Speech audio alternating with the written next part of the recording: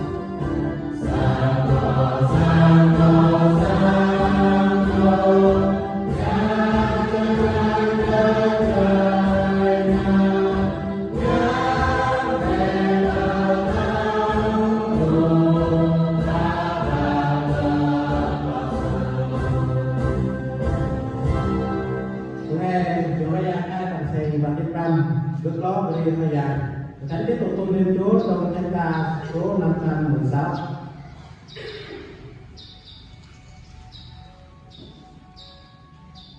Anak dua anak tanpa beri yang tentu boleh. Berkedai dalam lima namanya jodoh. Lata oleh tertentu kemudian sama beri koplus boleh. Bayangnya kan juga beri di koplus boleh. Kedua boleh koplus yang nút nâm chút của người nhà mới dùng nó yang biết ra nhà thế đó dùng nó yang trong tên là đức ram tam sinh luôn thì mà có lý gì là đi mua nhà ta mà tụi nó yang thành đây